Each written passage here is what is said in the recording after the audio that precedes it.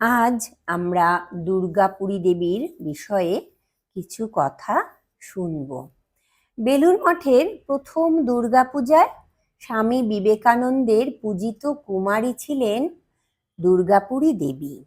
শ্রী মায়ের মন্ত্রশিষ্যা সন্ন্যাসিনী দুর্গাপুরী দেবী ছিলেন নদিয়ার শান্তিপুরের এক ভক্তিপূর্ণ পরিবারে জন্মগ্রহণ করা এক অসাধারণ আত্মা। বাবা বিপিন বিহারী মুখোপাধ্যায়, মা ব্রজবালা, যিনি ছিলেন গৌরী মায়ের আপন বোন।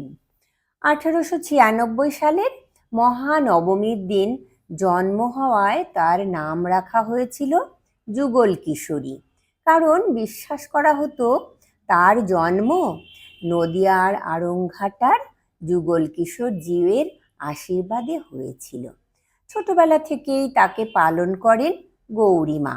পরে জগন্নাথের সঙ্গে প্রকৃতি বিবাহ দিয়ে তাকে সন্ন্যাস ব্রতে দীক্ষা দেন।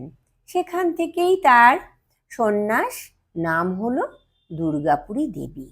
গৌরী মায়ের পর তিনি শারদেশ্বরী আশ্রমের অধ্যক্ষা হন এবং অসংখ্য ভক্তকে তিনি দীক্ষা দেন। বিশেষ বিস্ময়ের কথা, বেলুড় মঠে প্রথম দুর্গাপুজোর সময় স্বামী বিবেকানন্দ নিজ হাতে তাকে কুমারী রূপে পূজা করেছিলেন। এটি তার জীবনের এক অসাধারণ আধ্যাত্মিক অধ্যায়। তিনি ছিলেন অত্যন্ত বিদুষী।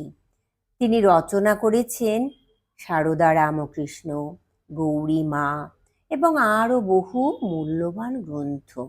শ্রী মার সঙ্গে তার একটি বিরল ছবিও পাওয়া যায়। শ্রী মা তাকে দেখে আদর করে বলেছিলেন, যেন অনাঘ্রাত ফুল, সতীলক্ষ্মী মেয়ে, কেমন লেখাপড়াও শিখেছে। এমন প্রশংসা শ্রী মায়ের মুখে খুব কমই শোনা যেত। 14 নভেম্বর 1963 সালে তার মহাপ্রস্থান।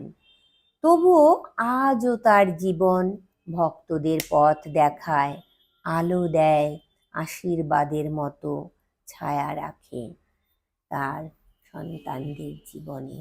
জয় ঠাকুর, জয় মা, প্রণাম মা গো।